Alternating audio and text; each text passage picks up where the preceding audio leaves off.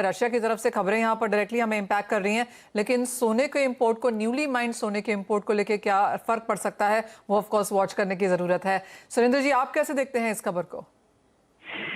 देखिए, रशिया जो है उसके one of the top 5 countries हैं जहां पे माइनिंग भी होती है और जिनके पास में रिजर्व बहुत ही ज्यादा है। यदि हम इस एस्पेक्ट को देखें तो G7 कंट्रीज को के अलावा भी बहुत सारी कंट्रीज ऐसी हैं जो गोल्ड को परचेस करती रहती हैं, गोल्ड को बाय करती रहती हैं। और जिस प्रकार से जो जो गैस के लिए हुआ कि सैंक्शन लगाए लेकिन सभी लोग खरीद रहे हैं, तो मुझे लगता है गोल्ड का भी कोई असर होने वाला नहीं है।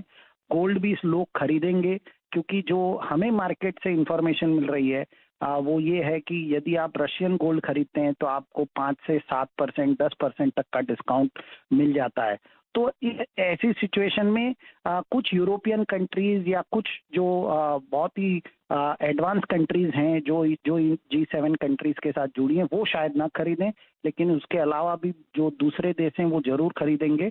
और मुझे भी नहीं लगता कि इसका कोई बड़ा बड़ा इम्पैक्ट आएगा। हाँ, इससे ये जरूर होने वाला है कि जो रशिया को फंडिंग जनरेट करने को मिलती थी वॉर के लिए, वो शायद थोड़ी सी कम हो जाए और इससे वॉर के एस्केलेशन में थोड़ी सी कमी आए, तो वो भी गोल्ड के लिए नेगेटिव ही साबित होगा। तो मेरे हिसाब से मार्केट प्राइसेस पे इसका कोई असर होने वाला।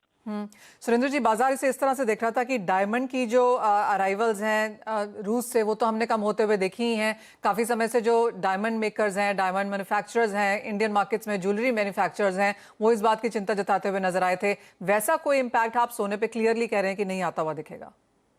देखिए, करंटली जितनी भी बैंकें भारत में गोल्ड इंपोर्ट करती हैं वो सिर्फ LBMA अप्रूव्ड ही गोल्ड इंपोर्ट करती है, क्योंकि उनका कंफर्ट LBMA से बहुत ज्यादा है। और यदि LBMA ने रशियन गोल्ड को ऑलरेडी सैंक्शन करके रखा हुआ है पहले से, तो वो ऐसे भी इंपोर्ट नहीं हो रहा था।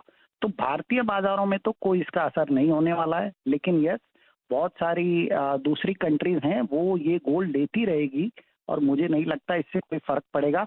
या मान लीजिए इस गोल्ड को कोई दूसरी कंट्री लेके वो अपने यहाँ पे उसको वापस मेल्ट करके उसको नया गोल्ड बना के बेच दे, तो इस प्रकार की चीजें होती रहती है। बिकॉज गोल्ड में कोई वैल्यू लॉस होता नहीं है, कोई किसी भी प्रकार का क्वांटिटेटिव लॉस भी नहीं होता है।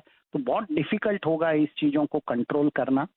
मुझे नहीं लगता कि कोई मेजर इम्पैक्ट प्राइस के ऊपर भी इसका है।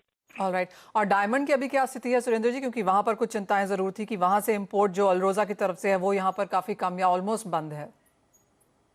मैं इतना ज़्यादा डायमंड के बारे में एक्सपर्ट नहीं हूँ, लेकिन जो हमने ये देखा है कि जरूर थोड़े बहुत कारीगर यहाँ पर बेरोजगार हुए हैं, क्योंकि वहाँ से डायमंड्स नहीं आ रहे हैं।